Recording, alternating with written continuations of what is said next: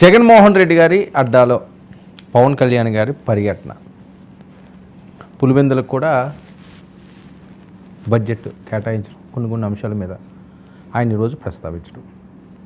So ఇవన్నీ కూడా మంచి హీట్ ఎక్కిస్తున్నాయి రాజకీయాలు. ఎందుకంటే పిఠాపురానికి జగన్మోహన్ రెడ్డి గారు వెళ్ళినా అలాగే ఉంటుంది, మరి పిఠాపురం ఎమ్మెల్యే గారు కడప వెళ్ళినా ఆ రకంగానే ఉంటుంది. ఇంకా పులివెందుల ప్రస్తావన చేస్తే మరీ కిక్ ఎక్కువైపోతుంది, పొలిటికల్ కిక్.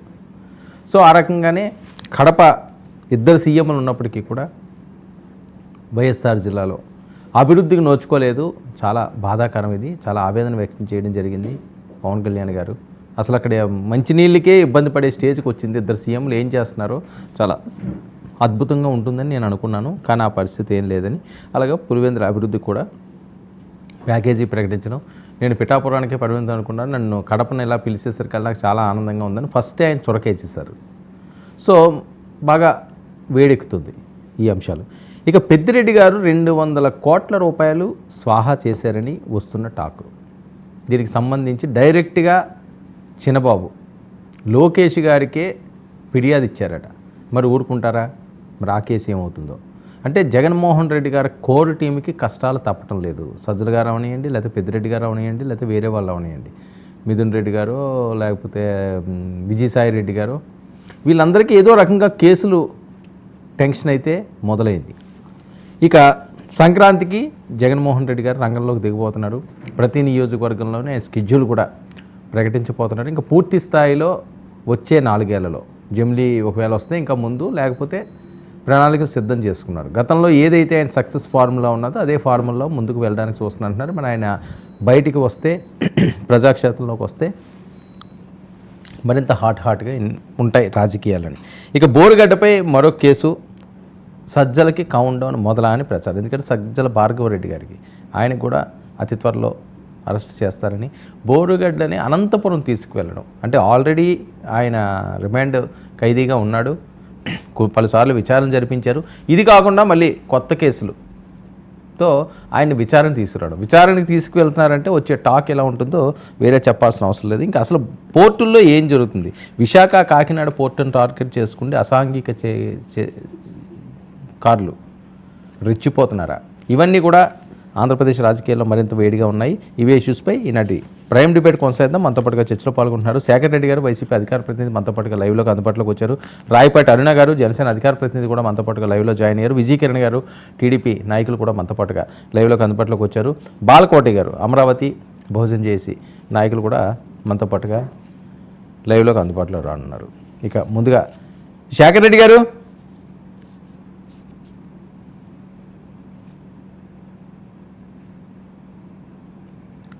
అరుణ గారు, మీకు ప్యానెల్లో ఉన్న పెద్దలకి ఏంటి జగన్మోహన్ రెడ్డి గారి ఇలాకాలో పవన్ పంజా, కడప అడ్డాలో సేనాని స్పీడ్, రాయలసీమపై మరి ఈయన పొలిటికల్ ఫోకస్ ఏమన్నా పెట్టారా? పులివెందుల అభివృద్ధికి కూడా భారీ ప్యాకేజీలు ప్రకటించారట. ఇద్దరు సీఎంలు ఉన్నా కనీసం మంచినీళ్ళు కూడా నోచుకోలేని పరిస్థితి తీసుకెళ్ళిపోయారని చెప్పి పవన్ కళ్యాణ్ గారు ఆవేదన వ్యక్తం చేయడం. మరి ఏంటి పిఠాపురం తాలూకా వారు ఈరోజు సీమ తాలూకాగా మార్చుకోవడానికి ఏమన్నా పొలిటికల్ వ్యూహాలు రచిస్తున్నారా? సార్, రాష్ట్రంలో ప్రజలు మాకు ఉన్న అన్ని జిల్లాలకు సంబంధించి అధికారం కట్టబెట్టారు సార్. పులివెందుల ఒకరికి అప్పచెప్పేసి మిగతా జిల్లాలో ఒకరికి అప్పచెప్పలేదు, మొత్తము కూటమికి అధికారం అప్పచెప్పారు. కాబట్టి ఆంధ్ర రాష్ట్ర ప్రజలు, ఆంధ్ర రాష్ట్రంలో ఉన్నటువంటి నలుమూలల అభివృద్ధి బాధ్యత కూటమిదే అవుతుంది 100%. అలాగే గతంలో గవర్నమెంట్ వైసీపీది ఉన్నప్పుడు కూడా పెద్ద ఎత్తున రాయలసీమ అనేది పూర్తిగా కావాలనే అభివృద్ధికి దూరంగా నెట్టివేయబడుతుందని చెప్పేసి పవన్ కళ్యాణ్ గారు పలు సందర్భాల్లో ప్రస్తావించడం జరిగింది. కౌలు రైతు భరోసా యాత్రకు వెళ్ళినప్పుడు కూడా అక్కడ ఉన్నటువంటి సామాన్యుల జీవితాలను గమనించినటువంటి పవన్ కళ్యాణ్ గారు ఆ సభకి వస్తే ఆ నష్టపరిహారం కూడా తీసుకుంటే కూడా ఇబ్బంది పెడతామని చెప్పేసి అక్కడ ఉన్నటువంటి బాధితులను కూడా భయపెట్టి కొంతమంది దగ్గరకు రాని కూడా చేసినటువంటి సందర్భాలు కూడా మేము గతంలో చూసాము. అలాగే పులివెందుల పులి ఆ కోటలో అక్కడే ఓటు ఉంది, అక్కడే పుట్టాడు, అక్కడే పోటీ చేస్తున్నాడు, అక్కడే గెలుస్తున్నాడు అని చెప్పేసి చెప్పుకునేటువంటి వైసీపీ పార్టీ తాలూకు అప్పటి ప్రభుత్వం కూడా పులివెందులకు అన్యాయం చేసింది. కనీసం బస్ స్టాండ్ కూడా చివరిలో దిగబోయేటప్పుడు, అధికారం నుంచి దిగబోయేటప్పుడు దాని రూపురేఖలు మార్చుకున్నటువంటి సిచ్యువేషన్ మనం చూసాము. అప్పటి వరకు కూడా ఒక చిన్న రేకుల షెడ్ లో చిన్న తాటాకులు పాక లాంటి పరిస్థితుల్లో బస్ స్టాండ్ లో ఉంటాం. అలాగే సరైనటువంటి వాటర్ ఫెసిలిటీస్ కూడా లేని సిచ్యువేషన్ రాయలసీమలో ఉంది అన్న విషయం మనందరికీ తెలుసు. ఇది కేవలం రాజకీయ లబ్ధితో మాత్రమే మాట్లాడటం కాదు. అక్కడ ఉన్నటువంటి వలసదారులు పెద్ద ఎత్తున వెళ్లే వలసలను బట్టి అక్కడ ఉన్నటువంటి భూమి సాగు ఎంతవరకు నిర్లక్ష్యానికి గురవుతుంది, వాటర్ లేక అనేటువంటి ఇట్లాంటి ఎన్నో అంశాలను దృష్టిలోకి తీసుకొని రాయలసీమ ఎందుకు వెనకబడింది, ఎస్పెషల్లీ అక్కడి నుంచే ముఖ్యమంత్రులు వస్తున్నప్పటికీ కూడా వెనక్కి ఎందుకు నెట్టివేయబడుతుందని పలు అంశాల మీద పవన్ కళ్యాణ్ గారు ఎన్నో సందర్భాలు ప్రస్తావించారు. ఇవాళ ఆ రాయలసీమ ప్రజలు కూడా మమ్మల్ని ఆదరించి అభిమానించి మాకు అధికారం అప్పగించారు కాబట్టి ఇవాళ పులివెందుల, కడప ఇలా ఒక ప్రాంతం అని కాదు అన్ని ప్రాంతాలను అభివృద్ధి చేసే దిశగా మేము వెళ్తాం ముందుకి. అందులో భాగంగానే వాళ్ళ పవన్ కళ్యాణ్ గారు అక్కడ పర్యటనకు వెళ్ళడం, అక్కడ జరుగుతున్న సమస్యలు ఏవైతే గతంలో కళ్యాణ్ గారి దృష్టికి వచ్చున్నాయో ప్రభుత్వ ఆస్తులను కూడా ప్రైవేట్ ఆస్తులుగా పరిగణించి వాళ్ళ ఇష్టారీతికి వాడుకుంటున్నారు. జడ్పీ కార్యాలయాలు, స్కూల్ భవనాలు, వివిధ రకాల గవర్నమెంట్ కార్యాలయాలను వ్యక్తిగత ఆస్తుల పరిరక్షణ కోసం, వాళ్ళ వ్యక్తిగత బిజినెస్ల పరిరక్షణ కోసం, వాళ్ళ వ్యక్తిగత పార్టీ కార్యాలయాల కోసం వాడుకుంటున్నారని పలు సందర్భాల్లో పవన్ కళ్యాణ్ దృష్టికి వచ్చిన మీదట ఈ రోజు ఆ అంశాన్ని ప్రస్తావిస్తూ వాటన్నింటినీ ఖాళీ చేయించాల్సిందే, లేని పక్షంలో ప్రభుత్వం బలవంతంగా అయినా సరే ఖాళీ చేయించి ఎదురు తిరిగిన వాళ్ళ మీద ఎవరైతే ప్రైవేట్ ఆస్తులుగా వాడుకుంటున్నారో ప్రభుత్వ ఆస్తులను ఆక్రమించి అట్లాంటి వాళ్ళ మీద గోండా యాక్ట్ కూడా ఓపెన్ చేస్తాం నిర్మోహమాటంగా అని చెప్పేసి పవన్ కళ్యాణ్ గారు తెలియజేయడం జరిగిందండి. రానున్న రోజుల్లో పెద్ద ఎత్తున వెనక్కి నెట్టివేయబడినటువంటి రాయలసీమ మీద ఫోకస్ పెట్టి అభివృద్ధి దిశగా రాయలసీమ ముందుకు నడిపించే బాధ్యతను కూడా మా కూటమి ప్రభుత్వం తీసుకుంటది. దాంట్లో భాగంగానే వాళ్ళు వేసినటువంటి మొదటి అడుగుని చెప్తున్నాం. ఓకే, శేఖర్ రెడ్డి గారు. సార్ విజయం కూడా మాట్లాడామండి, ఒక నిమిషం. విజయ్ అది సిగ్నల్లో ప్రాబ్లం అవుతున్నదని మీరు మాట్లాడండి, ఆయన మాట్లాడతారు. రైట్, ఏంటి రాయలసీమలో పవన్ కళ్యాణ్ గారు ఫోకస్ పెట్టారు అని పులివెందులకు కూడా భారీ బడ్జెట్లు కేటాయిస్తున్నారట. ఇద్దరు సీఎంలు ఉన్న వైఎస్ఆర్ జిల్లాలో కనీసం పట్టించుకునే పరిస్థితి లేదు, ఇంత దారుణంగా ఉందా కడప అని చెప్పి ఆయన ఆవేదన వ్యక్తం చేస్తున్నారు. అసలు ఏం చేశారు వీళ్ళని? సార్ నమస్తే అండి వర్మ గారు, మీకు అలాగే తోటి ప్యానలిస్టులకి 99 టీవీ వీక్షకులందరికీ కూడా గుడ్ ఈవినింగ్ అండి. సార్ పాపం పవన్ కళ్యాణ్ గారు మాట్లాడుతూ ఉంటే నవ్వు వస్తుంది సార్ నాకు. ఆయన పాపం ప్యాకేజీలు అయిన అది మన పులివెందలకి ప్యాకేజీలు ప్రకటించడానికి ఆయన ప్రకటిస్తే మాత్రం అక్కడ ఆర్థిక శాఖ నుంచి ఎవరు సార్ తీసుకొచ్చారు బయటికి? పులివెందలకి మెడికల్ కాలేజ్ తీసుకొచ్చింది మేము, పులివెందలకి బస్ స్టాండ్ తీసుకొచ్చింది మేము. ఇక రాయలసీమ వెనుకబాటుతనం గురించి వాళ్ళు ఎంత తక్కువ మాట్లాడితే అంత మంచిది సార్. ఇక చాలా తక్కువ మాట్లాడితే మంచిది. వాళ్ళు ఏ స్థాయిలో ఉన్నారనడానికి ఒక చిన్న ఉదాహరణ సార్. ఈ రోజు నేను డిప్యూటీ సీఎం అఫీషియల్ ట్విట్టర్లో ఒకటి చూశాను సార్. పంచాయతీకి సంబంధించి 4 నేషనల్ అవార్డులు వచ్చాయి మాకు. ఏదైతే పంచాయతీకి సంబంధించిన సర్పంచులకి, పంచాయతీకి సంబంధించినటువంటి కార్యదర్శులకి అందరికీ కూడా శుభాకాంక్షలు, ఇది మా ప్రభుత్వ చిత్తశుద్ధి అని చెప్పి ఒక ట్వీట్ వచ్చింది సార్. అరే ఏం నిజంగానేనా? వీళ్ళు నవంబర్లో బడ్జెట్ పెట్టారు కదా, ఇంకా నిధులు కూడా పంచాయతీ కేటాయించిన నిధులు కూడా ఇంకా గ్రామాలకు కూడా వెళ్ళుంటావు కదా, అప్పుడే నేషనల్ అవార్డులు వచ్చేసాయి వీళ్ళకని చెప్పేసి చూడడం జరిగింది సార్. చూసిన తర్వాత అర్థం ఏంటంటే sir, national panchayati awards 2024 sir, bracket లో అప్రైజర్ ఇయర్ 2022-23కి సంబంధించి 24 అవార్డులు ఇస్తున్నారు సార్. 22-23లో ఎవరు సార్ అధికారంలో ఉన్నారు? వైఎస్ఆర్ కాంగ్రెస్ పార్టీ అధికారంలో ఉంది. మాకు వచ్చినటువంటి 4 అవార్డులు ఏంటో తెలుసా సార్?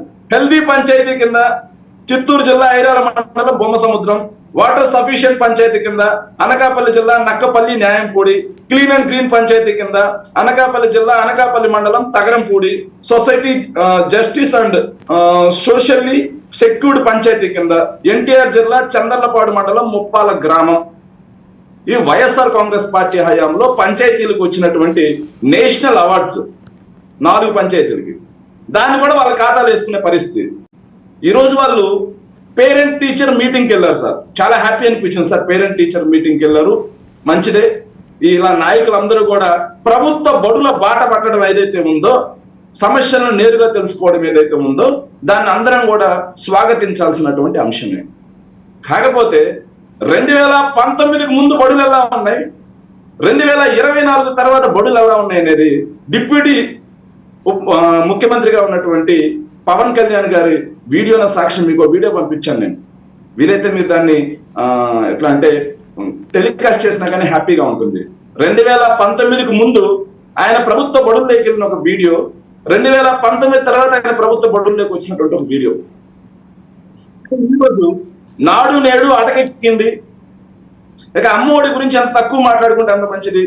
పేరెంట్ టీచర్ మీటింగ్ లో పేరెంట్స్ స్టూడెంట్స్ అందరూ కలిసి ఈరోజు నిలదీసే పరిస్థితి మధ్యాహ్న భోజన పథకం ఏదైతే ఉందో భ్రష్టు పట్టించేశారని. ఇక సిబిఎస్ఈ సిలబస్ కి గ్రహణం పట్టింది, ఐబీ సిలబస్ ను పూర్తిగా ఎత్తేశారు. డిజిటల్ విద్య పరిస్థితి ఏందనేది ఈరోజు అందరికి అర్థమవుతా ఉంది. ఒక పథకం ప్రకారం ఇంగ్లీష్ మీడియానికి కూడా పాత్ర అయ్యాలని చెప్పేసి ప్రభుత్వం చూస్తాం. ఓకే, కడప గురించి ఆయన మాట్లాడిన ఆ అంశాలు ఏంటి ఇంతకని?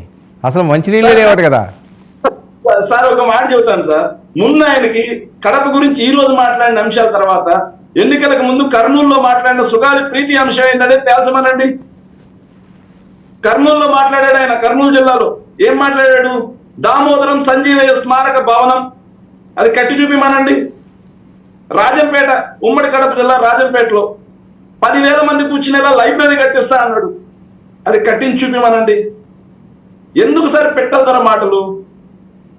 ఎందుకు ఊరికే పెట్టల ధర మాటలు? మళ్ళీ అడుగుతున్నాం సార్, ఈ ప్రభుత్వం మళ్ళీ వీళ్ళు ఎంతవరకు కూడా వైఎస్ఆర్ కాంగ్రెస్ పార్టీ మీద ఎలా బురద జల్లాలి, వైఎస్ఆర్ కాంగ్రెస్ పార్టీ మీదనే బురద జల్లాలి అనే ఉద్దేశంతో ఉంది. కానీ వీళ్ళు వచ్చి 6 నెలలు అయింది సార్. ఈ 6 నెలల్లో సార్ వీళ్ళు మాట్లాడిన అబద్ధాలు ఒక 2-3 మాట్లాడాలి సార్, ప్రజలకు కూడా తెలియాలి సార్. 14 లక్షల కోట్లు అనేది పచ్చి అబద్ధాన్ని వాళ్ళే తేల్చారు. రంగులకు 4,000 కోట్లు పచ్చి అబద్ధాన్ని వాళ్ళే మాట్లాడారు. 30,000 మంది మహిళలు అదైతే ట్రాఫికింగ్ చేశారు అనేది పచ్చి అబద్ధాన్ని వాళ్ళే తేల్చారు. ఇక వైజాగ్ లో డ్రగ్స్ సార్, ఇది ఖచ్చితంగా మాట్లాడాలి సార్. ఎందుకంటే వైజాగ్ సిటీ అనేది ఆంధ్రప్రదేశ్ రాష్ట్రానికి మచ్చుతొనగలనేది. ఎందుకంటే నేను కూడా వైజాగ్ వాస్తవుడిగానే ఉంటున్నాను. నేను వైజాగ్ లో డ్రగ్స్ స్టోరీకాయ అని చెప్పినప్పుడు మీ 99 టీవీ ఛానల్లోనే నేను మాట్లాడాను ఆ రోజు సాయంత్రం. సార్ ఇది ఖచ్చితంగా దీన్ని తీర్చకుండా ఎలా చేస్తారు బురద అని చెప్పి నేను మాట్లాడితే, ఆ రోజు చర్చా కార్యక్రమంలో ఎందుకు ఉన్నాడు, ఎవరు బాలకోటే గారు కూడా ఉన్నారు సార్. ఆ రోజు వాళ్ళు మాట్లాడిన మాటలు సార్, తెలుగుదేశం పార్టీ వాళ్ళు మాట్లాడిన మాటలు అండ్ వాళ్ళు రాసిన రాతలు చండాలం. అంటే వీళ్ళు మాట్లాడింది వైఎస్ఆర్ కాంగ్రెస్ పార్టీ గురించి కాదు సార్, ఆంధ్రప్రదేశ్ రాష్ట్రం మీద బురద సార్. వైసీపీ కాదు అది యువజన కొకైన్ పార్టీ అండి సార్. బ్రెజిల్లో డ్రగ్ మాఫియాతో డీల్ మాట్లాడింది వైఎస్ అనిల్ రెడ్డి, సునీల్ రెడ్డి అంట సార్. డబ్బులు సమకూర్చింది జగన్మోహన్ రెడ్డి, రాష్ట్రం అంతా పంచే బాధ్యత సజ్జల భార్గవ రెడ్డి అంట సార్.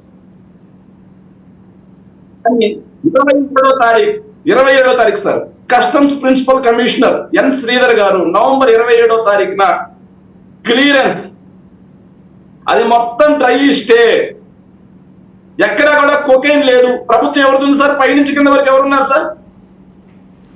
వర్మ గారు, పైనుంచి కింద వరకు ఎవరున్నారు? వర్మ గారు, పైనుంచి కింద వరకు కూటమి ప్రభుత్వమే అధికారంలో ఉంది. వాళ్ళ సిబిఐ తేల్చింది, వాళ్ళ కస్టమ్స్ తేల్చింది. కానీ ఈ రోజు రాష్ట్ర ప్రజలకు క్షమాపణ చెప్పాల్సిన బాధ్యత లేదా? ఆ రోజు ఎన్నికల ప్రచారం కోసం, ఎన్నికల్లో లబ్ధి కోసం మేము అబద్ధాలు ఆడాం. ఓకే, రాష్ట్ర బ్రాండ్ మీద దెబ్బపడింది, క్షమించండి అని అడగమనండి. Right okay. సార్ అలా కాకుండా ప్రపంచంలో ఎక్కడ ఏం జరిగినా జగన్మోహన్ రెడ్డి గారికి అంటగట్టడం, జగన్మోహన్ రెడ్డి గారి మీద బురదేయటం, వీళ్ళ రాజకీయంగా పబ్బం గడుపుకోవడమే తప్పిస్తే ఆంధ్ర రాష్ట్రం ఎంత దుర్మార్గం అంటే, ఒక్క నిమిషం సార్, మొన్న డిబేట్ లో కూడా నేను మాట్లాడాను సార్, ఎంత దుర్మార్గం అంటే నాకు ఇది అనిపిస్తుంది సార్. సో ఏదైతే కాకినాడ అనేది ఉందో, కాకినాడ దగ్గర నుంచి బియ్యం రవాణా అనేది ఏదైతే ఉందో సార్, దీని గురించి ఖచ్చితంగా మాట్లాడు, తర్వాత వాళ్ళకి కొంచెం టైం ఇచ్చినా పర్వాలేదు సార్. కాకినాడలో బియ్యం రవాణా అనేది సార్ కాకినాడకి ప్రైడ్ సార్. అది మన ఆంధ్ర రాష్ట్రం మొత్తం మీద బియ్యం ఎగుమతి చేసే ఏకైక పోర్టు కాకినాడ సార్.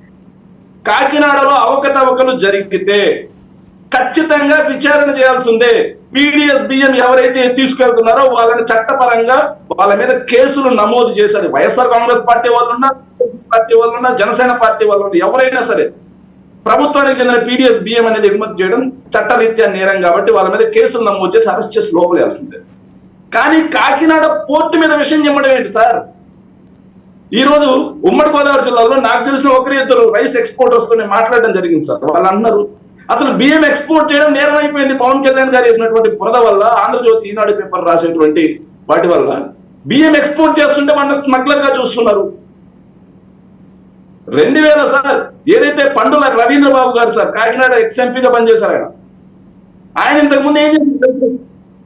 ఈ ఏదైతే కాకినాడ ద్వారా ఎక్స్పోర్ట్ చేసేదాన్ని సెంట్రల్ గవర్నమెంట్ కు చూపించి అక్కడి నుంచి 500 కోట్ల రూపాయలు కాకినాడ పోర్టు ద్వారా ఇట్లా జరుగుతుందని 500 కోట్ల కేంద్ర ప్రభుత్వం నుంచి నిధులు తీసుకొచ్చి కాకినాడ పోర్టును డెవలప్ చేసే పరిస్థితి వచ్చింది మా ప్రభుత్వం.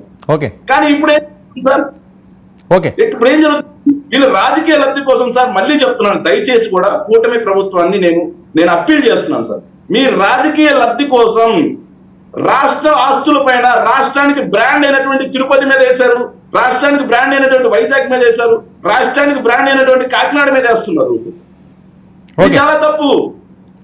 మీరు అధికారంలోకి వచ్చి 6 నెలలైంది, ప్రజలకు మీరు ఇచ్చిన హామీలు నెరవేర్చండి. ఓకే శేఖర్, మాట్లాడదాం, చర్చిద్దాం. మీరు చాలా అంశాలు తెచ్చారు కదా. విజయ్ నీ వాయిస్ మ్యూట్లో ఉంది సార్. గుడ్ ఈవినింగ్ అండి, మీకు ప్యానల్ సభ్యులకు అందరికి కూడా గుడ్ ఈవినింగ్ అండి. ఏంటి కడపలో పవన్ కళ్యాణ్ గారు? సార్, పవన్ కళ్యాణ్ గారు ఆంధ్రప్రదేశ్ రాష్ట్రానికి ఉప ముఖ్యమంత్రి. ఆయన పర్యటనలో భాగంగా పులివెందులకి వెళ్ళారు. పులివెందుల ఇప్పుడు ఏమైందంటే అండి, పులివెందుల ప్రాబ్లం ఏంటంటే పులివెందుల ప్రజలకు కూడా రాజ్యాంగం ప్రకారం ఒక ఎమ్మెల్యే గెలిచారు. ఆ గెలిచిన ఎమ్మెల్యే ఏమో నాకు ఏదో ఇస్తేనే నేను ఇటు వస్తానంటాడు. అక్కడ ప్రజల యొక్క సమస్యలు తీర్చడానికి మరి ఎన్డీఏ కూటమిగా మా పైన బాధ్యత ఉంది కాబట్టి ఇప్పుడు అలకపాన్పు దిగే వరకు ఎవరు జగన్మోహన్ రెడ్డి గారు అక్కడ ఉన్నటువంటి ప్రజలకి మరి వాళ్ళని అడ్రస్ చేయాల్సిన బాధ్యత మా పైన ఉంది కదా. కాబట్టి అన్ని విషయాలపైన మేము అడ్రస్ చేస్తా ఉన్నాం. ఇప్పుడు పవన్ కళ్యాణ్ గారు రావటం ద్వారా ప్రత్యేకత ఏంటంటే, ఇప్పుడు మీరు గొప్ప విషయాన్ని ఆలోచించాలి. స్వయాన ఏ2 కాదు, అది వైసీపీలో నెంబర్ 2, అంటే A2 అనకూడదు, అంటే నేను A2 అనే ఉద్దేశం కాదు, నెంబర్ 2 పొజిషన్ లో ఉన్నటువంటి విజయసాయి రెడ్డి గారు పవన్ కళ్యాణ్ గారిని ఏదో గతంలో ఆయన చేసినటువంటి విమర్శలు మనందరికీ తెలియంది కాదు. అటువంటి వ్యక్తి ఈ రోజున పవన్ కళ్యాణ్ గారు వీరుడు శూరుడు, ఆయన తప్ప ఇంకొక ముఖ్యమంత్రిగా అయ్యే అవకాశం ఎవరికి లేదు, ఆయనకి అన్ని ఎలిజిబిలిటీస్ ఉన్నాయని చెప్పి గొప్పగా ఈ రోజున పొగుడుతున్న తర్వాత జరుగుతున్నటువంటి కార్యక్రమం. కాబట్టి దీనికి ఒక ప్రత్యేకత ఏర్పడింది. ఈ సందర్భంగా ఇవాళ పవన్ కళ్యాణ్ గారి గురించి చెప్పారు, రేపొద్దున చంద్రబాబు నాయుడు గారి గురించి చెప్తారు, తర్వాత జగన్మోహన్ రెడ్డి గారితో పాటు కలిసి చేసినటువంటి నేరాలు మొత్తం కూడా విజయసాయి రెడ్డి గారు మన ఇతను ఉన్నాడు కదా బాబాయ్ కేసులో అప్రూవల్, ఆ టైపులో విజయసాయి రెడ్డి గారు కూడా అప్రూవల్ గా మారి గతంలో చేసినటువంటి నేరాలకు సంబంధించి అన్ని కూడా ఆయన కన్ఫెస్ చేయబోతా ఉన్నాడు. అంటే ఇది ఈ ప్రత్యేకత ఎందుకు వచ్చింది అనే దానికి ఇది ఒక ప్లాట్ఫామ్. పోతే గతంలో పులివెందులకు సంబంధించి కానీ రాయలసీమకు సంబంధించి కానీ వెనకబాటుతనం ఉంది అనేటువంటిది వాస్తవం. పులివెందులకి 2014 నుంచి 19 వరకు పులివెందుల వరకు దానికి సమాధానం చెప్పాలి. విశాఖ డ్రగ్స్ గురించి సమాధానం చెప్పాలి. ఆ రోజు వెయిట్ అండి, మీరు మాట్లాడుతున్న వాళ్ళు ఇంటరప్ట్ చేయలేదు కదా, ఇస్తాను మీకు, మీరు చెప్తారు కానీ ప్లీజ్. చాలా వాటికి మీరు సమాధానం చెప్పాలి. మీరు చెప్పాల్సిన సమాధానాలు చాలా ఉన్నాయి. మీరు చెప్పాల్సిన సమాధానాలు చాలా ఉన్నాయి, వాటన్నిటికీ చెప్పండి, తర్వాత నేను చెప్తాను. కానీ తొందరపడమాకండి, ముందుంది, ఇంకా క్రొకడైల్ ఫెస్టివల్ ముందుంది, ఇప్పుడే స్టార్ట్ అయింది. పొయ్యి వెలిగించారు అంతే, ఇప్పుడు పొయ్యి జస్ట్ వెలిగించారు. మంట పెడితే ఒక్కొక్కరికి ఆ వేడి తగులుతా ఉంటుంది, అప్పుడు తెలిసింది మంట యొక్క క్రాస్ టాక్ వద్దండి, క్రాస్ టాక్ వద్దు, టైం వేస్ట్. మీరు మాట్లాడుతున్నప్పుడు వాళ్ళు ఇంటరప్ట్ చేయలేదు కదా, ఇస్తాను మీకు, వెయిట్. తప్పు అని చెప్పి తేలింది కదా, దానికి సమాధానం ఏం చెప్తారు సార్? ఓకే, దానికి సమాధానం చెప్పమన్న తర్వాత వేరేమైనా మాట్లాడమని. ఎవరు ఏం చెప్పాలో నువ్వు కాదు కదా, ఇప్పుడు శేఖర్ రెడ్డి కాదు కదా డిక్టేట్ చేయాల్సింది. నీ డిక్టేటర్షిప్ ఇక్కడ పనికిరాదు. ఇట్లా డిక్టేటర్షిప్ చేసే కడప జిల్లాలో మీకు ప్రజలు ఇచ్చినటువంటి తీర్పు మీరు గుర్తు తెచ్చుకోండి. కడప జిల్లాలో ప్రజలు ఏ విధమైనటువంటి తీర్పు మీకు ఇచ్చారు? మా అడ్డా ఇద్దరు మాట్లాడితే ఒక వాయిస్ రాదు, మీ వాయిస్ బ్రేక్ అయితే మళ్ళీ వాయిస్ రాదంటారు. మీరు వెయిట్ చేయండి, నేను ఇస్తాను. ఎవరో ఒక్కరే మాట్లాడండి. మీ వాయిస్ రావట్లేదు, మీరు మాట్లాడినా వేస్ట్. మీ వాయిస్ రావట్లేదు, రెండో వాళ్ళు మాట్లాడితే వాయిస్ రాదు. క్లియర్ ఇది, అది ఎవరు మాట్లాడినా అంతే. ఒకరు మాట్లాడుతున్నప్పుడు వేరే వాళ్ళు ఇంటరప్ట్ చేస్తే వాయిస్ రావట్లేదు, అదేదో టెక్నికల్ ఇష్యూ ఉంది. ఒక్క నిమిషం, ఆయన ఎంతసేపు మాట్లాడినా నాకు ఇబ్బంది లేదు సార్. కాకపోతే మేము అన్నాం, వాళ్ళ ప్రతిపక్షంలో ఉన్నప్పుడు చేసినటువంటి ఆరోపణ వాళ్ళ అధికారంలోకి వచ్చిన తర్వాత తప్పు అని వాళ్ళే తేల్చారు కదా, దానికి వాళ్ళు ఏం సమాధానం చెప్పారు? అది ఒక్కటి చెప్పేసి ఇంకెంతసేపు మాట్లాడుతున్నారు. విజయ్, నేను ఎప్పుడు దేనికి సమాధానం చెప్పాలని డిక్టేట్ చేసేటువంటి అధికారం మీకు లేదు. మీరు ఒక క్వశ్చన్ వేశారు, దేనికి ఆన్సర్ చెప్పాల్సిన సమయం వచ్చినప్పుడు దాన్ని చెప్తా. నువ్వు అది చెప్పేది చెప్పనేటువంటి అటువంటి నన్ను డిక్టేట్ చేసేటువంటి అవకాశం మీకు లేదు. సో ఇప్పుడు అటువంటి ఈ సందర్భంలో ఏదో ప్యాకేజ్ స్టార్ అని పవన్ కళ్యాణ్ గారిని అవమానకరంగా ఆ కూటమి ఏదో రకరకాలుగా అన్నటువంటి విజయసాయి రెడ్డి గారు, అంటే ఆల్మోస్ట్ జగన్మోహన్ రెడ్డి గారి తర్వాత విజయసాయి రెడ్డి గారు. సో అటువంటి వ్యక్తి పవన్ కళ్యాణ్ గారిని పొగిడిన తర్వాత, ఒప్పుకున్న తర్వాత పవన్ కళ్యాణ్ గారి గురించి వాస్తవాలు చెప్పిన తర్వాత జరుగుతున్నటువంటి పర్యటన ఇది. కాబట్టి ఈ పర్యటన కొంత ప్రత్యేకత ఉంటుంది. Okay. సో ఇక్కడ ఆయన పవన్ కళ్యాణ్ గారైనా ఎన్డీఏ కూటమైనా రాష్ట్ర అభివృద్ధి కోసం పనిచేస్తాం. ఓకే విజయ్, మరొక విషయం. ఓకే, ఈ నేను బోరుగడ్డ నేను మళ్ళీ అనంతపురం తీసుకెళ్ళాడట. ఆల్రెడీ ఆయన రిమాండ్ లో ఉన్నాడు, చాలా కేసులు ఉన్నాయన్నారు, మళ్ళీ ఇదేంటి సార్? బోరుగడ్డ అనిల్ అనే అతను ఇక్కడ గుంటూరులోనే కాదు, ఏది ఈ టీడీపీ గవర్నమెంట్ ఉన్నప్పుడే అనంతపురంలో ఎవరినో బెదిరించి ఆ చర్చ ఆస్తుల్లో ఇన్వాల్వ్ అయ్యి కేసులు కూడా అంతకు ముందరే ఉన్నాయి. ఈ రోజు అతని పైన పెట్టినటువంటి కేసులు కాదు. అతను విశృంఖలంగా 19 నుంచి 24 వరకు ఒక అచ్చోసిన ఆంబోతు ఇళ్ల మధ్య జనాల మధ్య పడి ఏ విధంగా అయితే విధ్వంసం చేసిద్దో ఆ విధంగా విధ్వంసం చేస్తే ఆ విధ్వంసానికి సహకరించినటువంటి ఆ ప్రభుత్వం ఇప్పుడు ఆ విధ్వంసానికి తాలూకు సంబంధించిన అన్ని లెక్కలు చట్టం తన పని తాను చేసుకుంటూ పోతుంది. ఇక్కడ బోరుగడ్డ అనిల్ ప్రత్యేకత కాదు, ఇంకోరు కాదు. చట్ట వ్యతిరేకంగా చేసినటువంటి అందరిపైన చట్టం తన పని తాను చేసిపోతుంది. అయితే బోరుగడ్డ అనిల్ని ఇప్పుడు డిజోన్ చేసుకుంటున్నారు. 5 సంవత్సరాలు మాత్రం అతన్ని పెంచి పోషించారు, అతనికి కావాల్సినటువంటి అన్ని సదుపాయాలు ఇచ్చారు. ఇప్పుడు మాత్రం డిజోన్ చేసుకుంటారు. ఎందుకంటే తత్వం బోధపడింది. ప్రజలు ఈ విధమైనటువంటి ప్రవర్తనని యాక్సెప్ట్ చేయరు. ఈ విధంగా కేవలం మన నాయకుడి యొక్క ఆనందం కోసం, మన నాయకుడి యొక్క కంఠాల్లో మంచి ఎదుటి ప్రతిపక్షాలకు సంబంధించిన వారి కుటుంబాలని, భార్యల్ని, పిల్లల్ని తిట్టి అది ఎంజాయ్ చేసినటువంటి రాక్షస ఆనందం పొందారు కదా. ఆ ఆనందం పొందితే ప్రజలు చేత్కరించుకుంటారనేటువంటి వాస్తవం తెలుసుకొని ఇప్పుడు డిజైన్ చేసుకుంటా ఉన్నారు. కాబట్టి ఇప్పుడు బోరుగడ్డ అనిల్ తప్పించుకోలేడు. మీరు ఇందాక చెప్పారు జగన్మోహన్ రెడ్డి గారికి సంబంధించినటువంటి మెయిన్ వాళ్ళు కాదు, అందరూ చేసినటువంటి తప్పులు చేసినటువంటి నేరస్తులు అందరూ లెక్క కూడా వస్తా ఉంది. 1 by 1 అందరూ కూడా శిక్షగా పాత్రలే కాబట్టి అందరూ కూడా వారి పనిలో వాళ్ళు ఉన్నారు. ఇక్కడ ఒక్కటే సార్, ఇక్కడ బోరుగడ్డ అనిల్ ప్రత్యేకత ఏంటంటే ప్రభుత్వం పెంచి పోషించినటువంటి ఒక విషనాగు. ఆ విషనాగు ఎంత దాకా వెళ్ళిందంటే చిన్న పిల్లల్ని కూడా, నేను అనుకుంటా ఉన్నాను ఇంకా ఎవరు కూడా చిల్డ్రన్స్ ప్రొటెక్షన్ ఇది ఉంటది, అక్కడ ఎవరు కంప్లైంట్ చేయాలి, ఎందుకు చేయలేదు, ఒకవేళ ఒకసారి చెక్ చేసి ఎవరు చెప్పితే ఖచ్చితంగా నేనైతే దానిపైన కంప్లైంట్ ఇవ్వాలని కోరుకుంటా ఉన్నాను. ఎందుకంటే చిన్నపిల్లలు అండి, ఇప్పుడు పవన్ కళ్యాణ్ గారికి సంబంధించిన చిన్నపిల్లల పైన కూడా అతను చేసినటువంటి వ్యాఖ్యలు ఎవరు కూడా మర్చిపోలేరు. అవన్నీ ఆనందంగా అనిపించినాయి అప్పుడు. ఇప్పుడు అవి పాములే కరుస్తా ఉన్నాయి.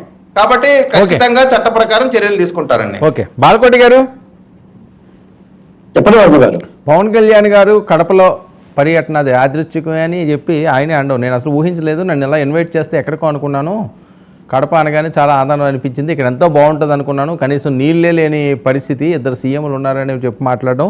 మరొక వైపు సీమకి బోరుగడ్డను తరలించారట. వర్మ గారు నమస్తే. డిబేట్లో ఉన్న మిత్రులందరూ కూడా నమస్కారాలు. కాస్త రాజకీయ చర్చలో కాసేపు కామాన్న పెట్టి, పులిస్టా పెట్టకపోయినా కామ పెట్టి, పవన్ కళ్యాణ్ గారు కూటమి ప్రభుత్వం ఉప ముఖ్యమంత్రిగా ఉండి ఆయన చేస్తున్న కార్యక్రమాలను ఒకసారి పరిశీలిస్తే చాలా ప్రధానమైన అంశాల మీద ఈ రోజున చాలా మంది కూడా అన్ని ఛానళ్ళలో కూడా డిబేట్లు జరుగుతున్నాయి. అంటే పవన్ కళ్యాణ్ గారు ఇస్తున్న ఎజెండాల మీద ఎక్కువ డిబేట్లు జరుగుతున్నాయి. ఆయన రేషన్ బియ్యం మీద తరలింపు జరుగుతుందని ఆరోపణ చేశాడు. దాదాపు ఒక్క కాకినాడ పోర్టు నుంచే 1,31,00,000 టన్నులు ఎగుమతి అవుతుంది. 48,000 కోట్ల రూపాయలు పేదోడి బియ్యం తరలించారు అంటే పెద్ద ఎత్తున రాష్ట్రంలో సంచలనం అయ్యింది. కాకినాడ పోర్టుకు సంబంధించి పివి రావు గారి తల మీద తుపాకీ పెట్టి 3,600 కోట్ల రూపాయల వాటాలని 434 కోట్ల రూపాయలకే రాయించుకున్నారంటే పెద్ద ఎత్తున చర్చకు దారితీసింది. నిన్న విజయసాయిరెడ్డి గారు కూడా పవన్ కళ్యాణ్ గారు చాలా గొప్ప నాయకుడు, ఆంధ్రప్రదేశ్కు తగిన నాయకుడు, నేషనల్ లీడర్ అని పొగుడుతూ చంద్రబాబు నాయుడు గారిని ముసలోడు అని చెప్పేసానని ఆయన వయసును కూడా దూషిస్తూ పెట్టిన ట్వీట్ కానీ ఈ రోజున కడపెళ్ళిన మాటలు కానీ చూస్తూ ఉంటుంటే పవన్ కళ్యాణ్ గారు చాలా వ్యూహాత్మకంగా ఆంధ్రప్రదేశ్లో అడుగులు వేస్తున్నాడని నాకు అనిపిస్తుంది. ఆయన ఏం చెప్పాడంటే ప్రభుత్వంలోకి రాగానే స్వపక్షం నేనే విపక్షం నేనే అని ఒక మాట అన్నాడు. కూటమి ప్రభుత్వంలో అధికార పక్షంతో పాటు కొన్ని అంశాలనే ప్రతిపక్షంగా ఆయనే మాట్లాడుతున్నాడు. అంటే ఒక వ్యూహాత్మైన రాజకీయ అడుగులు వేస్తున్నట్టుగానే దోస్తుంది. లేకపోతే పవన్ కళ్యాణ్ గారిని అన్ని తిట్లు తిట్టి ఆయన్ని పావలా అని లేదా దత్తపుత్రుడని ఆయన హేళన చేసి ముగ్గురు భార్యలు అన్న విజయసాయి రెడ్డి గారు పవన్ కళ్యాణ్ గారి మీద పువ్వులు చల్లటం ఏంటి, ప్రేమ లేఖలు రాయటం ఏంటి, ఏం జరుగుతుంది ఇక్కడ? ఏమవుతుందంటే పొద్దుస్తమానం రాజకీయాలే. సాధారణంగా ఏంటంటే ఇంత ముందు ఏంటంటే ప్రభుత్వాలు ఏదైనా వస్తే ఇంకో ఎన్నికలు సంవత్సరంన్నర ఉందంటే రాజకీయాలు చేసేవాళ్ళు. ఇప్పుడు 6 నెలలకే అన్ని కూడా రాజకీయాలు అవుతున్నాయి. ఉన్న వాతావరణం ఏంటంటే పెద్ద పెద్ద ఛానల్లో కూడా చాలా డిబేట్లో కూడా పాల్గొంటే జనసేన నాయకులు కూడా విజయసాయి రెడ్డి గారి యొక్క వ్యాఖ్యలను చాలా సున్నితంగానే తీసుకున్నారు. మాలాంటి వాళ్ళం అయితే చాలా సీరియస్గా ఖండించాం. మరి ఎందుకంటే ఇంట్లో ప్రియురాలు ఇంట్లో ఇల్లాలు వంటింట్లో ప్రియురాలు లాగా వైసీపీ పార్టీ కూడా ఏదో కొత్త వ్యూహంతో అడుగులేస్తుంది. పవన్ కళ్యాణ్ గారికి దగ్గరయ్యే ఒక ప్రయత్నం చేస్తుంది, ఆయన ప్రశంసిస్తుంది, చంద్రబాబు నాయుడు గారు టార్గెట్ చేస్తుంది. ప్రతిపక్ష పార్టీ పాత్రలో కూడా పవన్ కళ్యాణ్ గారు వ్యూహాత్మకంగా అడుగులేస్తున్నారు. అరుణ గారు ఎందుకు అవుతున్నారు? రాయపాటి అరుణ గారు ఆవిడ సామాన్యంగా నవ్వరు. ఒక మాట అయితే నిజం, కూటమి ప్రభుత్వం ఎన్నికల సందర్భంగా 2 ఛాలెంజ్లు చేసింది రాష్ట్రంలో. ఒకటి అభివృద్ధి, 2 గత ప్రభుత్వ పరిపాలనలో జరిగిన దోపిడీ మీద అరికట్టే చర్యలు. ఈ దోపిడీ వివాదాలు మాత్రం పుంకాలుగా ఉన్నాయి, తవ్వే కొద్ది బయటకు వస్తున్నాయి. మీరు బోరుగడ్డ అనిల్ గురించి మాట్లాడారు. బోరుగడ్డ అనిల్, నందిగాం సురేష్ లేదా సంజయ్, జైపాలు మొత్తంగా ఇప్పుడు కేసులను ఎదుర్కొంటున్న వాళ్ళు, జైల్లో ఉన్న వాళ్ళు మాత్రం దళితులే. వాళ్ళు చేసిన తప్పిదాన్ని నేనేమి వంతమాటల్లా. వాళ్ళు తప్పులు చేశారు, జైలుకి వెళ్ళారు. కానీ జైల్లో ఉన్న వాళ్ళందరూ కూడా దళితులే. వీళ్ళకంటే చాలా ఒక మాట వినండి. వీళ్ళకంటే చాలా దారుణంగా వీళ్ళ చేత వాడుకున్న వాళ్ళు, లేదా ఆ వల్లభనేని వంశీనో, దేవినేని అవినాషో, పిన్నెల్లి రామకృష్ణారెడ్డో, సజ్జల రామకృష్ణారెడ్డో, పెద్దిరెడ్డి రామచంద్రారెడ్డో వీళ్ళంటోళ్ళు అయితే ఎవరు కూడా జైలుకి వెళ్ళాల. ఎందుకంటే నాకు తెలిసి రాజకీయాల్లో దళితుల్ని సమిధలు చేస్తారు, మేమే ఆయుధాలుగా ఉపయోగపడతాం. ఆ రోజున డాక్టర్ సుధాకర్ చచ్చిపోయాడు, డ్రైవర్ సుబ్రహ్మణ్యం చచ్చిపోయాడు, అచ్చెన్న చచ్చిపోయాడు, అబ్దుల్ సలాం ఆత్మహత్య చేసుకున్నాడు. అప్పుడు చచ్చిపోయింది కూడా ఎస్సీ, ఎస్టీ, బీసీ మైనార్టీలే.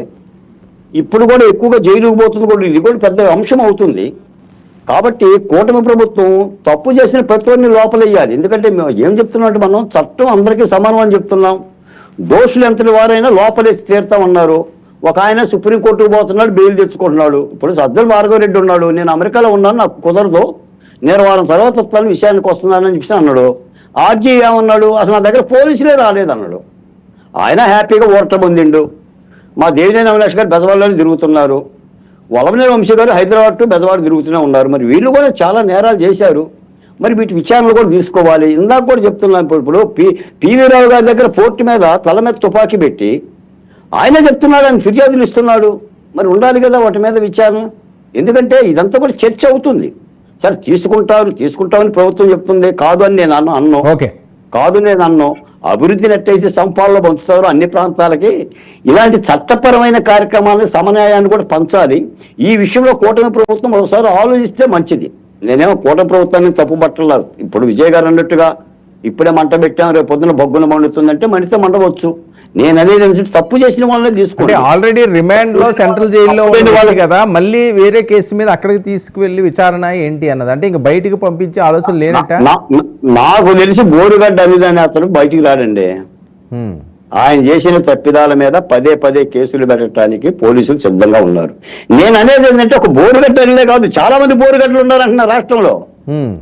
చాలా మంది బోరుగడ్డలు అట్టే తిట్టారు. పవన్ కళ్యాణ్ భార్యను తిట్టారా, పవన్ కళ్యాణ్ గారిని తిట్టారా, భువనేశ్వరి దేవిని తిట్టారా, అసెంబ్లీలో తిట్టారా. మరి వాళ్ళు బోరుగడ్డలే కదా. ఒక బోరుగడ్డ ఏం కర్మ. ఇప్పుడు సోషల్ మీడియాలో పోస్టుల గురించి మనం ఏం మాట్లాడాం. శర్మారెడ్డి గారిని ఏం తిట్టారు, లేదా నీలాంటి నాలాంటి వాళ్ళని ఏం తిట్టారు, మహిళల్ని ఏం తిట్టారు, అందరి మీద చర్యలు తీసుకోవాలి కదా. అది ఒక వైసీపీ అని కూడా నేను అంటల్లా. సోషల్ మీడియాలో అరాచకాలుగా ఎవరన్నా పాల్పడితే తీసుకుంటామని కదా చెప్తుంది. లేదా వన్ సైడ్ గా చర్యలు తీసుకోమంటున్నా. దాన్ని అలా అరికట్టకపోతే శాంతి భద్రతలు ఎలా పరిణమిల్లుతాయి.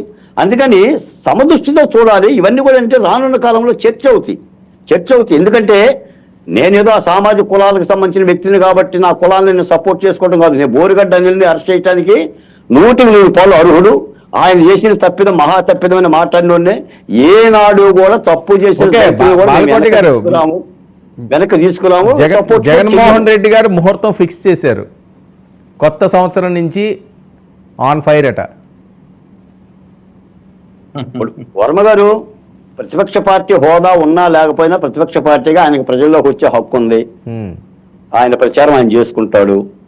ఆయన సూపర్ 6 మీద మాట్లాడినా లేదంటే ఆయన పార్టీకి సంబంధించిన కార్యకర్తల మీద మాట్లాడినా ప్రజలకు చెప్పుకుంటాడు. Okay. చెప్పుకోనివ్వండి. ఇప్పుడు ప్రజలు వింటారు, ఏం చేస్తారు ఏంటి అనేది. Right. కూటమి Okay. ప్రభుత్వం కూడా సూపర్ 6 ఇచ్చి కొన్ని పథకాలు ఇప్పటికీ Okay. అమలు జరుపుతుంది. Okay. అభివృద్ధి కార్యక్రమాలు తీసుకుంటుంది. ఆయన చేసే విమర్శలకి అధికార పార్టీగా వీళ్ళు సమాధానాలు చెప్తారు. Right. Okay. కాబట్టి Okay. తప్పేం లేదు. సంక్రాంతి కాబట్టి సంక్రాంతి కంటే క్రిస్టమస్కి వచ్చినా ఇబ్బంది ఏం లేదు. ముందుగా వచ్చినా కూడా ప్రజాస్వామ్యంలో ఏ రాజకీయ పార్టీ అయినా కూడా తన పంధా ఏంటో చెప్పుకోవడం అనేది మామూలుగా ఆనవాయితీ. అరుణ గారు,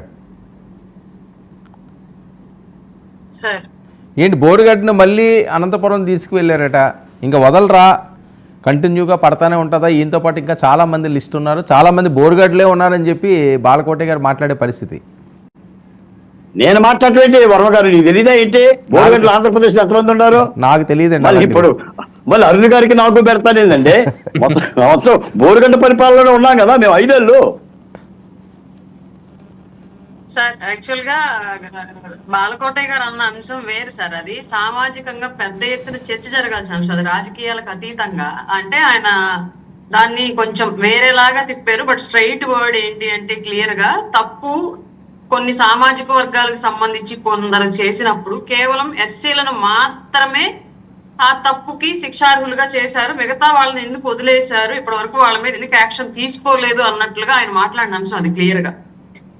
ఇది పెద్ద ఎత్తున సామాజికంగా జరగాల్సిన చర్చ సార్. దీని గురించి నేను ఎప్పుడు మాట్లాడుతూనే ఉంటాను. మీరు ఒక స్టేషన్ పరిధిలో ఒక 10 రౌడీ షీట్లు ఉంటే 10 రౌడీ షీట్లు ఎస్సీ ఎస్టీల మీదే ఉంటాయి, మిగతా ఎవరి మీద ఉండవు. మీరు గమనించినట్లయితే పోనీ ఎస్సీ ఎస్టీలు రౌడీజం చేసి ఏం సాధించారా అంటే వాళ్ళ భార్య బిడ్డలు కూల్ చేసుకుంటానే ఉంటారు. మరి వీళ్ళు రౌడీజం ఎందుకు చేశారు, ఎవరి మీద చేశారు, ఎవరి కోసం చేశారు అన్న దాని గురించి మనం ప్రస్తావిస్తే అది చాలా పెద్ద అంశం, చాలా సోషల్ కాజ్. దాని గురించి చర్చ జరిగితే ఈ డిబేట్ లో బాలకోటయ్య గారు నేను మాట్లాడితే ఆగే అంశం కాదు. అది సామాజికంగా పెద్ద ఎత్తున మార్పు రావాల్సిన అంశం. కాబట్టి దాన్ని ఇప్పుడు ప్రస్తుతానికి అప్రస్తుతం చేద్దాం సార్, ఎందుకంటే దాని మీద చర్చకి వెళ్తే డిబేట్ వేరే టాపిక్ వెళ్ళిపోద్ది 100%.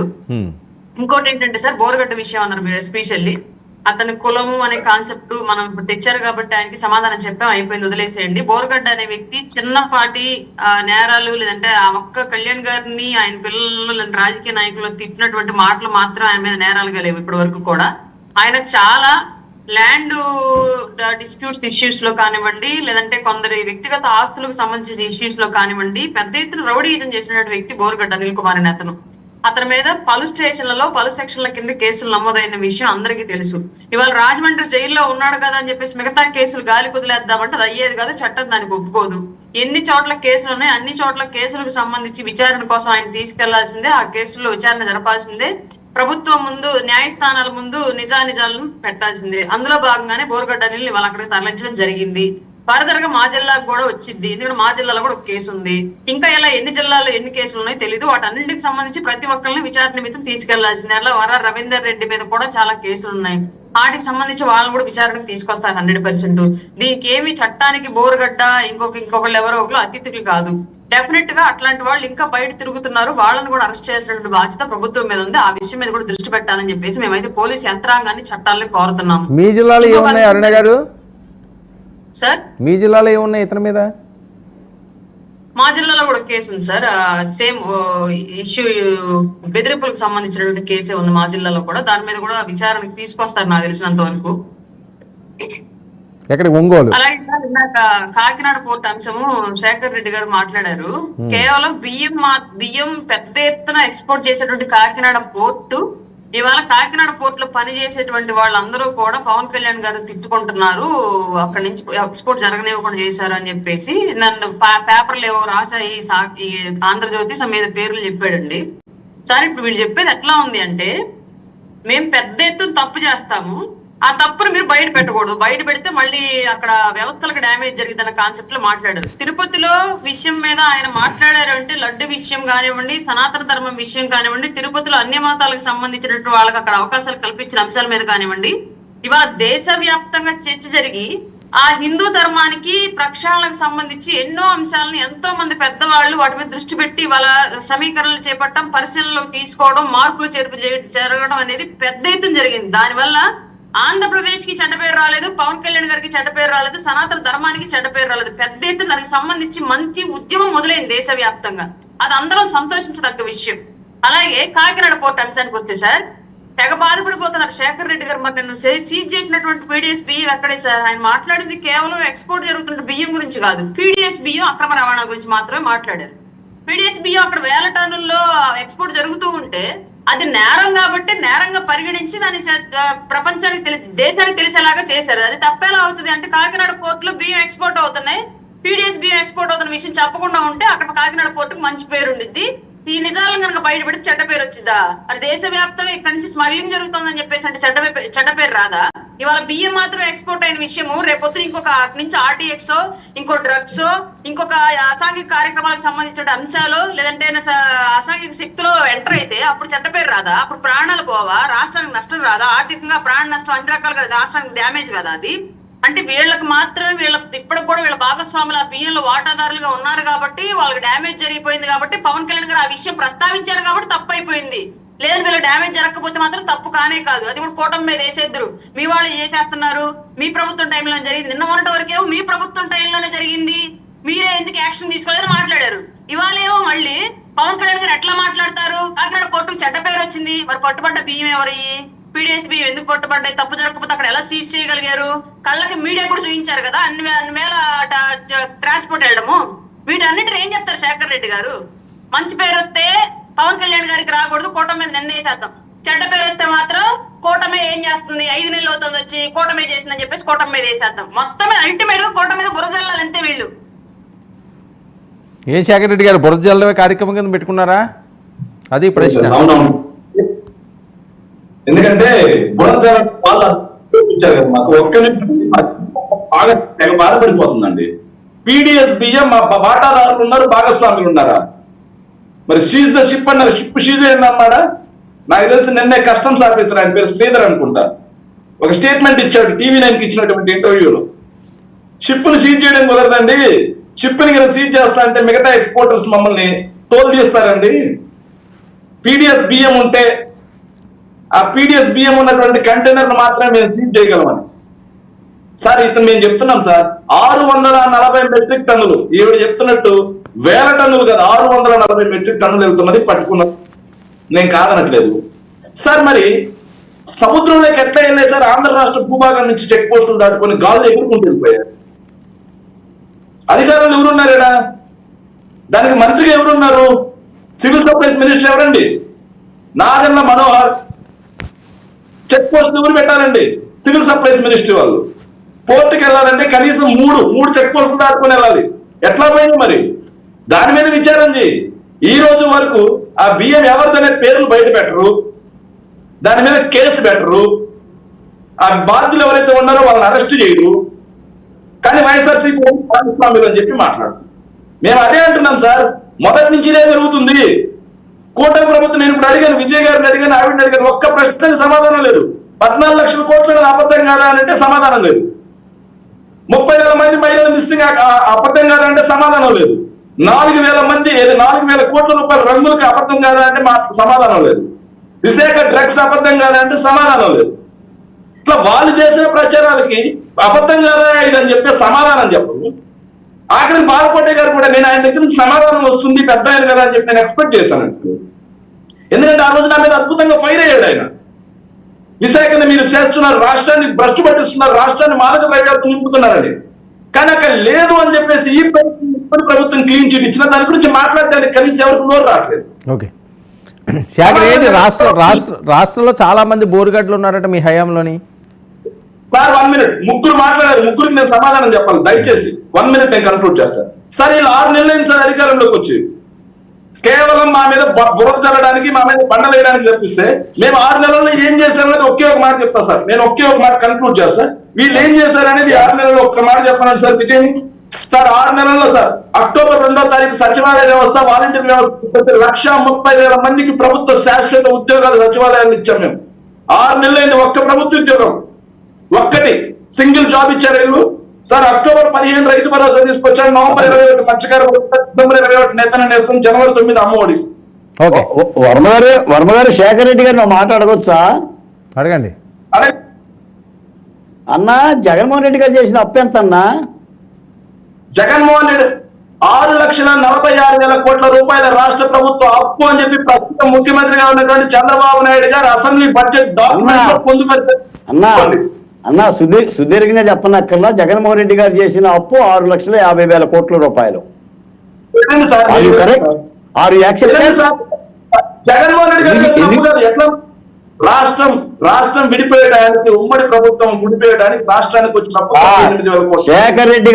శేఖర్ రెడ్డి గారు కథలు ఆపండి. నీ మాజీ ముఖ్యమంత్రి చెప్పిన మాటే, నేను చేసిన అప్పు 6,50,000 కోట్ల రూపాయలు, 14 లక్షల కోట్లు కాదు అని చెప్పాడు. నేను మిమ్మల్ని అడుగుతున్నా, 6,50,000 కోట్ల రూపాయలు ఎందుకు చేశారు మీరు అప్పు?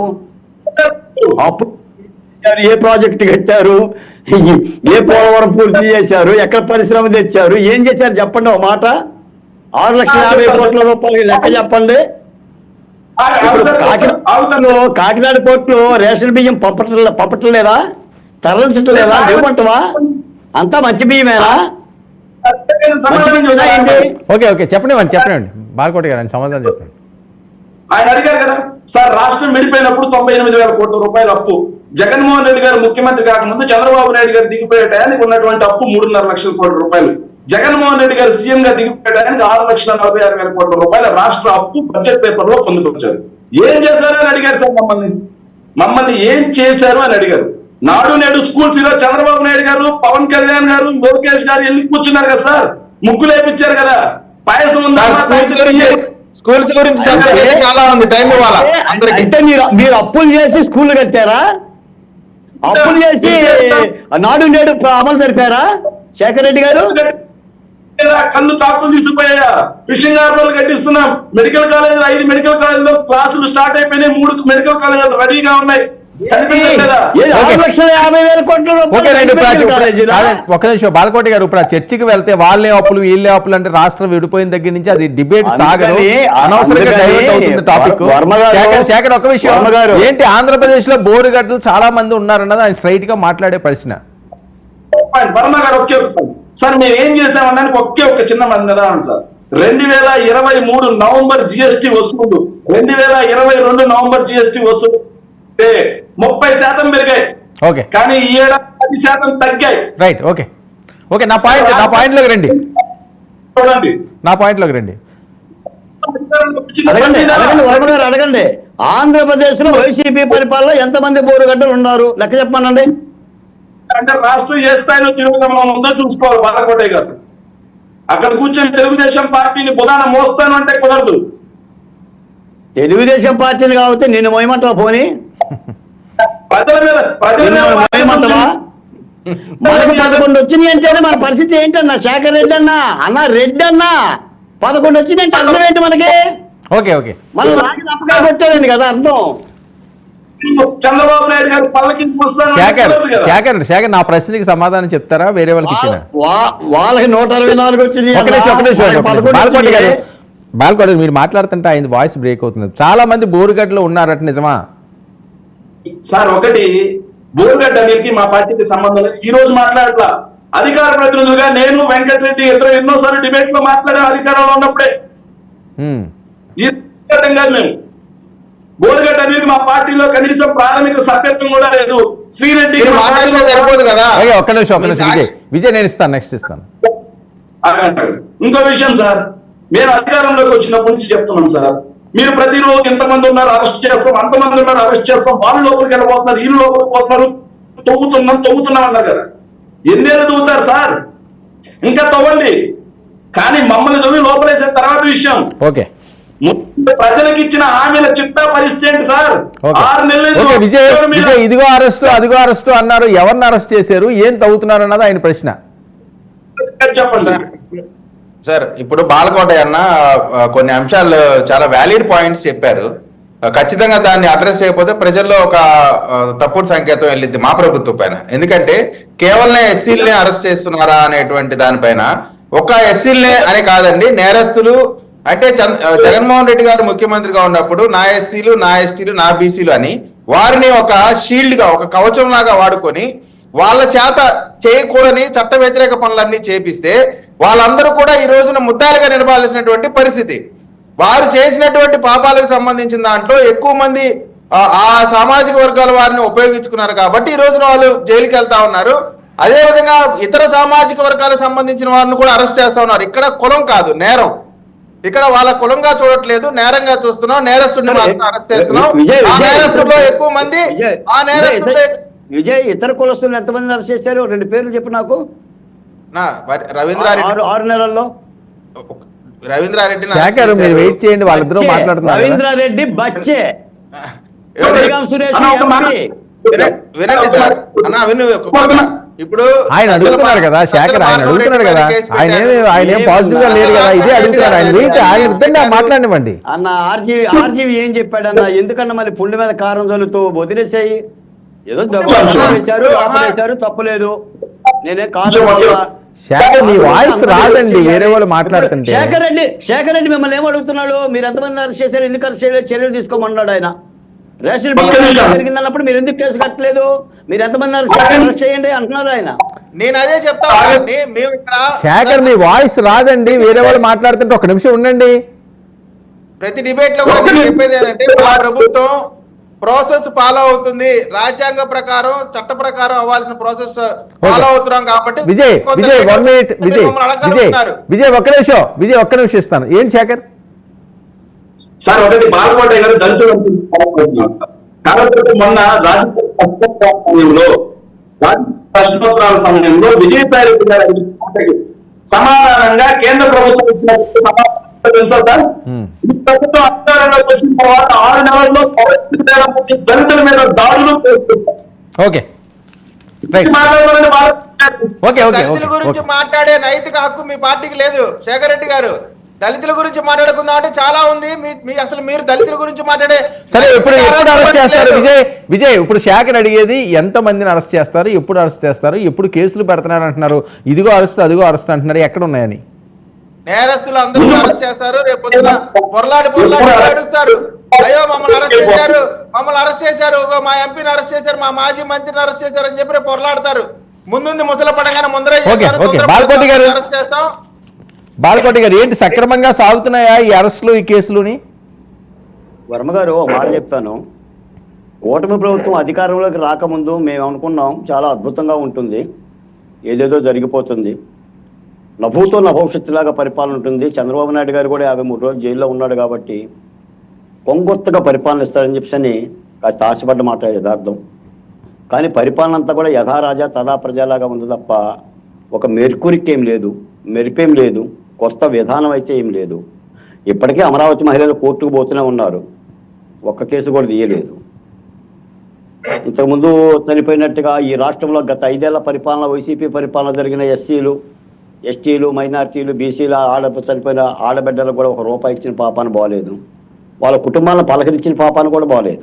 డాక్టర్ సుధాకర్ గురించి మనం ఎన్నికల్లో చెప్పాం, డ్రైవర్ సుబ్రహ్మణ్యం గురించి మనం ఎన్నికల్లో చెప్పాం. ఆ ఎన్నికల్లో డ్రైవర్ సుబ్రహ్మణ్యం చెప్పిన ఎమ్మెల్సీ అనంతబాబు శాసనమండలికి వస్తూనే ఉన్నాడు. అలాగనే అయిపోయింది. మన వివేకానంద రెడ్డి హత్యకి సంబంధించి సునీతారెడ్డి గారు అలానే తిరుగుతూనే ఉన్నారు.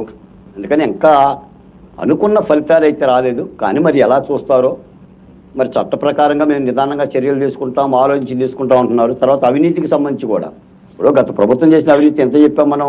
ఋషికొండకు 480 కోట్ల రూపాయలు ఎవరు తాతగాడి సొమ్ము, ఏం చర్యలు తీసుకుంటారు? ఇప్పుడు రాళ్ళకి 700 కోట్లు ఖర్చు పెట్టారండి.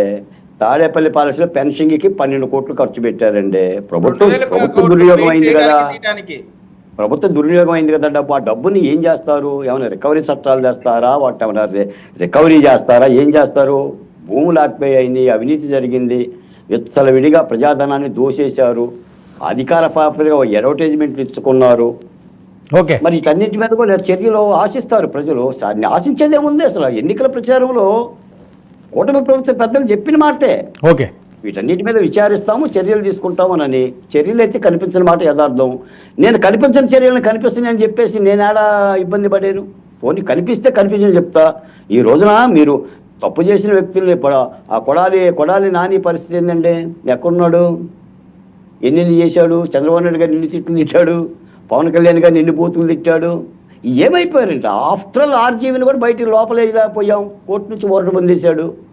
ఆయన పబ్లిక్గానే చెప్తున్నాడు, ఏం బీక్కుంటారు బీక్కు అన్నట్టుగా మాట్లాడుతున్నారు. కాబట్టి చట్టం నిజాయితీగా ఉండాలండి. జగన్మోహన్ రెడ్డి గారు అప్పుడు పనిచేసిన చట్టం చంద్రబాబు నాయుడు గారు ఏ సాక్ష్యాధారాలతో అరెస్ట్ చేశారండి? కనీసం 41 నోటీస్ ఇవ్వండి, సంతకం పెడతానన్నా కూడా బస్సుతో పాటు ఈడ్చుకుపోతామని 19 గంటలు నంద్యాల నుంచేసి అమరావతి తెచ్చేసి కోర్టు ముందు నిలబెట్టారు. 53 రోజులు మీరు జైల్లో పెట్టారు. ఇండియన్ కబోర్డ్ ఇచ్చారు మీరు ఆ పెద్ద మనిషికి. మరి ఈ విధమైన అరాచకమైన పరిపాలన జరిగిన తర్వాత ప్రజలు కానీ లేదంటే ఆయా పార్టీల కార్యకర్తలు కానీ తప్పనిసరిగా వీటి మీద కూడా చట్టపరమైన చర్యలు తీసుకోవాలని కోరుతూ ఉంటారు. ఆంధ్ర రాష్ట్రంలో నా బిడ్డలు ఎంతమంది చనిపోయారు కాబట్టి మేము కోరుతున్నాం, దాని మీద కూడా విచారణ చేసి చర్యలు తీసుకోవాలని కూడా కూటమి ప్రభుత్వం కోరుతున్నాం.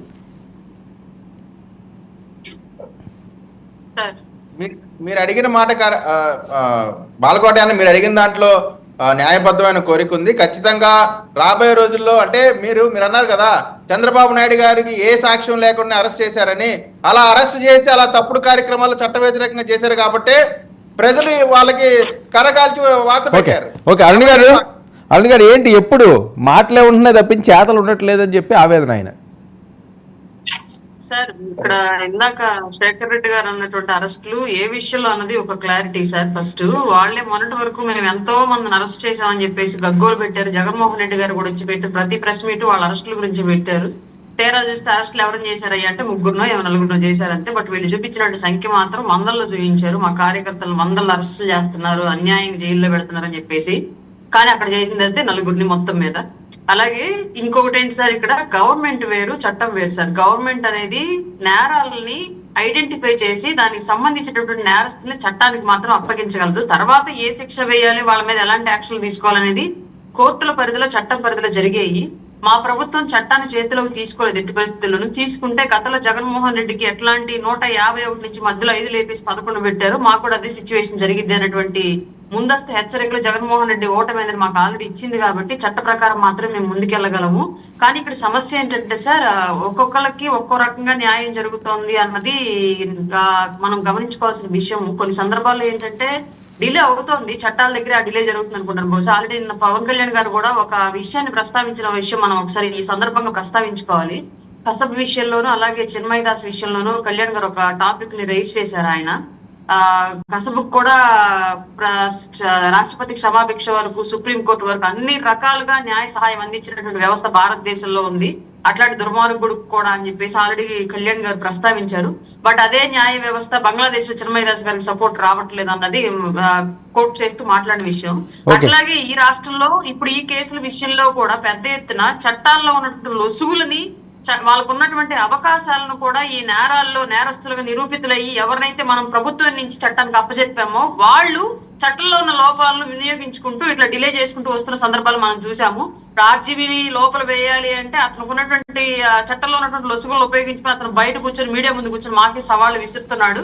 అలాగే ఇంకా చాలా మంది ఇప్పుడు ఎవరైతే కొడాలి నాని ఇంకో కొన్ని పేర్లు అయితే మనం ప్రస్తావించుకుంటూ ఉన్నామో వాళ్ళని గతంలో జగన్మోహన్ రెడ్డి ఎలాంటి కేసు లేకపోయినా ఎలాంటి తప్పు లేకపోయినా కేవలం కక్షపూరితంగానే తీసుకెళ్లి మమ్మల్ని అరెస్టులు చేశారు, టార్చర్ చేశారు కదని చెప్పేసి ఇప్పుడు అదే పందాలో మేము గనక వెళితే ఒకటి చట్టం ముందు దోషులుగా నిలబడతాం, రెండోది ప్రజల ముందు కూడా దోషులుగా నిలబడతాం. కాబట్టి మేము అట్లాంటి వేలోకి వెళ్ళాలనుకోవట్లేదు. 100% చట్ట ప్రకారం లేట్ అయితే అవ్వచ్చుగాక, కానీ ప్రజలు కానివ్వండి నెక్స్ట్ వచ్చే ప్రభుత్వాలు కానివ్వండి ఒకవేళ లేదంటే చట్టాలు కానివ్వండి మమ్మల్ని వేలెత్తి ప్రశ్నించే రీతిలో కాకుండా నిజంగానే వీళ్ళు చేసింది కరెక్ట్ అని ప్రజలు కూడా ఆమోదించే స్థాయిలో మేము వెళ్ళాలనుకుంటున్నాం. కాబట్టి ఈ జాప్యం సార్. ఓకే, మీరు ఏమైనా కేసు పెట్టారండి బోరుగడ్డ వాళ్ళ మీద అని? గతంలో మీకు కూడా ఇబ్బందులు ఏవో పెట్టినట్టున్నారు వీళ్ళు? ఉన్నాయి సార్, ఉన్నాయి. ఒక్క బోరుగడ్డే కాదు, ఒక 4-5 మీద పెట్టున్నాను. అప్పట్లో అవి కట్టడానికి కూడా నన్ను నాన్న తిప్పలు పెట్టారు. ఉదయం నుంచి సాయంత్రం వరకు స్టేషన్లను కూర్చోబెట్టి ఎట్టకేళ్ళ కట్టించాను. వాటి మీద కూడా ఒక్కొక్కటి బయటికి తీస్తున్నారు. రీసెంట్ గా ఎస్పీ గారు పిలిచి మాట్లాడడం జరిగింది. వీటి మీద చర్యలు తీసుకుంటున్నామని చెప్పేసి తొందరలోనే మా జిల్లాకు కూడా వస్తాయి సార్ అవన్నీ. వర్మ గారు, తెలంగాణలో కూడా ఉన్నాయి ఎఫ్ఐఆర్లు. హైదరాబాద్ లో కూడా మీడియా ప్రతినిధులు బెదిరించిన దాని మీద ఎఫ్ఐఆర్లు రిజిస్టర్ అయి ఉన్నాయి. అది కూడా తీసుకుపోతారు. ఓకే, శేఖర్ రెడ్డి గారు. సార్ ఒకటి సార్ డిబేట్ మొదలైన నేను 4 ప్రశ్నలు అడుగుతున్నా సార్. కూటమి ప్రభుత్వం సమాధానం చెప్తా ఉన్నా. నేను ఒకే ఒక్క ప్రశ్న అడుగుతా, ఒకే ఒక్క ప్రశ్న. ఒక నిమిషం విజయ్ ఒక నిమిషం మీరు మాట్లాడితే ఆయన వాయిస్ రావట్లేదు. చివరిగా ఒక మాట సార్, ఆ అవునమ్మ మాట్లాడుతూ అద్భుతమైన విషయాలు మాట కట్ అయిపోతుంది చూడండి. మీ వాయిస్ బ్రేక్ అవుతుంది శేఖర్. కోర్టులో కేంద్ర ప్రభుత్వం నుంచి ఎలాంటి ఒత్తిడి వచ్చినా చూసుకుంటా అన్నారు. అంటే కేంద్ర ప్రభుత్వం స్మగ్లింగ్ ని ప్రోత్సహిస్తున్నట్ట, కేంద్ర ప్రభుత్వం స్మగ్లింగ్ ని ప్రోత్సహిస్తున్నట్ట. ఇంతకుముందు గుజరాత్ పోర్టులో ముంద్రా పోర్టులో దొరికితే జగన్మోహన్ రెడ్డి గారికి అంటగెళ్తారు, వైజాగ్ పోర్టులో దొరికితే జగన్మోహన్ రెడ్డి అంటగెళ్తారు. పోర్టు భద్రత కస్టమ్స్ డిపార్ట్మెంట్ మొత్తం సెంట్రల్ గవర్నమెంట్ పరిధిలో ఉంటుంది, స్టేట్ గవర్నమెంట్ పరిధిలో ఉండదు. కనీసం ఇంగితం లేదా ఈ రాజకీయ నాయకులకి. ఇంకొక మాట అండి, అప్పటికి ఇప్పుడు కూడా 2 సార్లు కూడా బీజేపీ ప్రభుత్వమే కేంద్రంలో అధికారంలో ఉంది. అంటే బీజేపీ ప్రభుత్వం స్మగ్లింగ్ ని డ్రగ్స్ ని ప్రోత్సహిస్తుందని చెప్పేసి నేను భావన. ఓకే దానికి సమాధానం చెప్పు. మేము ఓకే ఓకే ఎవరైనప్పటికీ కూడా ఎవరి దోషులు అయితే వాళ్ళ శిక్షించడంలో తప్పు లేదు. రాష్ట్ర భవిష్యత్తుకి సంబంధించో లేకపోతే రాష్ట్ర పరువుకు సంబంధించో కొన్ని అంశాలు మరి వివిధ టర్న్స్ తీసుకుంటున్నాయి. చూద్దాం దాని పర్యవసానాలు ఏ రకంగా ఉంటాయి.